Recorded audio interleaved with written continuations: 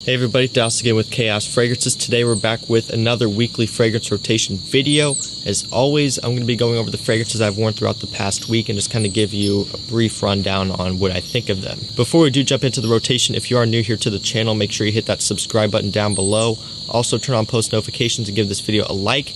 That way these videos are delivered directly to you, directly to your phone. That way you can watch them. I also try my best to respond to comments within the first half hour of posting. I try to respond to all of them.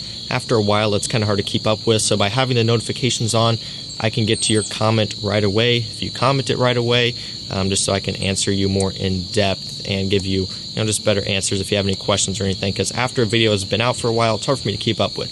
So let's go and jump right into this video, starting off with what I wore on Wednesday. That one was Dior Fève Délicieuse. So I love this scent, especially for fall. Now that we are getting into the cooler weather like right now, doing this one outside, as you can see, something a little bit different. I don't think I normally do rotation videos outdoors.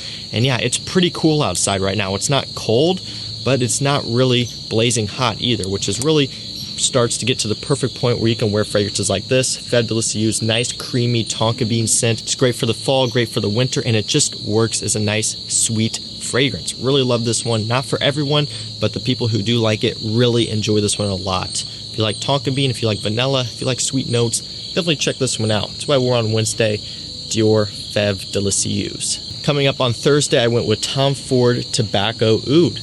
So this is kind of another one where this is not going to be for everyone. Not everyone's favorite fragrance here. This one is a little bit more polarizing. This one, tobacco and oud, pretty obvious there are the two main notes. Along with that, you get like a boozy whiskey quality as well. The oud doesn't come across too overboard in the scent. I mean, you can tell that there is some sort of oud note in here, but it's nothing that's makes it smell weird or like barnyard or fecal or whatever people describe oud as smelling. Not like that in this scent, which I mean you wouldn't expect really from a Tom Ford fragrance anyway.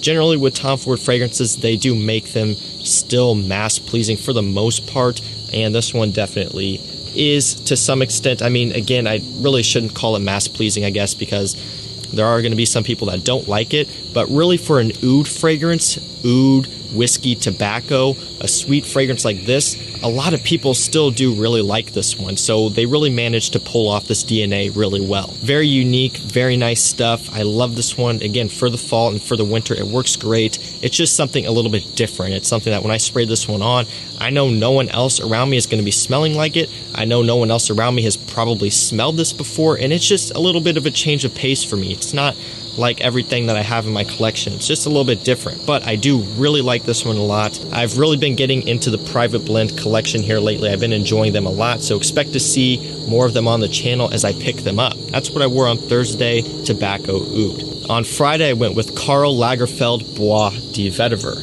So this is a cheaper fragrance, comes in at around $20-25 for this 100ml bottle size like this. Pretty big fan of this one. I like it. The main reason why I picked it up was because it has the note of vetiver in it, and it's listed in the title. So I figured it's going to be pretty vetiver heavy, and I do get a good amount of vetiver from it.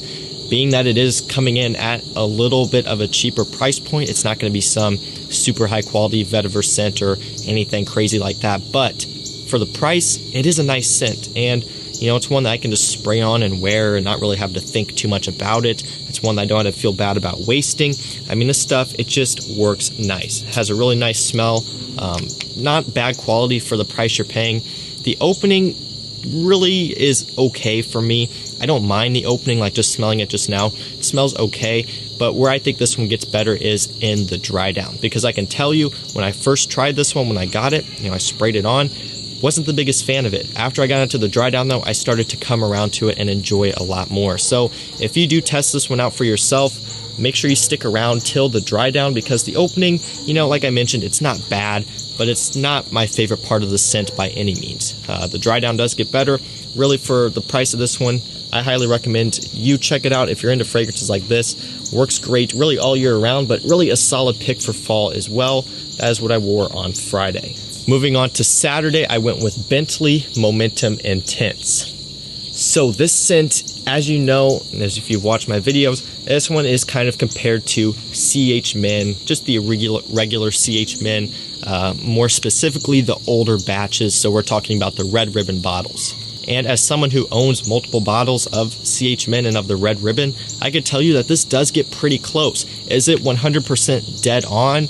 No, it's not. And that's not a bad thing either. What I like about Bentley Momentum Intense and why I still have this one and reach for it even though I have CH Men is just because it is a little bit different. This one has ambroxan and it gives it just a little bit more like of a fresh take, I guess. I mean, you know, they kind of did use the ambroxan note because it has been very popular here, and it really kind of makes this DNA a little bit different, and I really like it for that. I do love the original CH Men.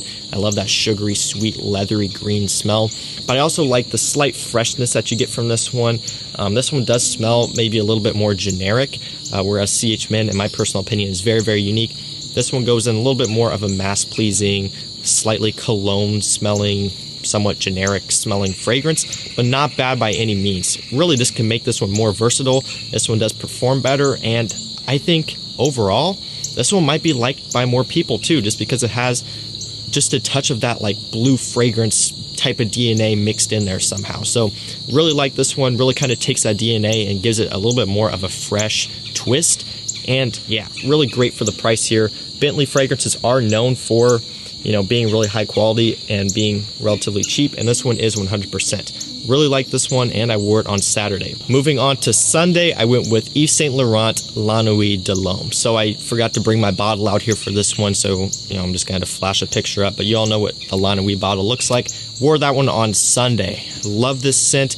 Really nice powdery cardamom lavender fragrance. It's very sweet and just something that is different. I love that spicy kick that you get from the cardamom. Gives it something very unique. I love the lavender as well. I've really been enjoying lavender in fragrances a lot more lately than what I normally do. I've always enjoyed lavender as a note, but here, especially recently, I've really been enjoying it, and I have been picking up on it more in La Nuit de l'Homme. Just, I guess, because, you know, I'm more used to smelling lavender, and I guess I just pick up on it more now because I pay attention more. But I love La Nuit de l'Homme. Love that scent. People do say that it is, you know, too popular and they don't wear it much anymore. For me personally, I still love wearing it because I do think it is still something unique. Sure, a lot of people may wear it, but no one around here does. I've never smelled it on anyone else. You know, it just kind of depends where you are. But for me, it still works great. One of my personal favorites. And it's also one that kind of challenged me when I first smelled it, because I did smell that one when I was pretty new to fragrances. I'd only smelled, you know, a handful of them at that time when I tried it at a department store. And at first, you know, it kind of, I wasn't really too sure what to think about it because it was different. I hadn't smelled anything like it before.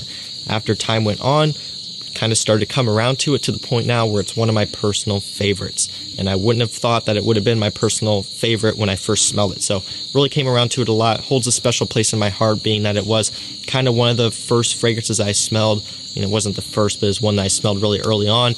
And now I own, you know, multiple bottles and the older formulations, and I just love the scent a lot. So went with that one on Sunday. Yves Saint Laurent La Nuit de l'Homme. Can't get enough of that one for the fall and winter. On Monday, I went with Parfums Vintage Pineapple Vintage Intense Gold.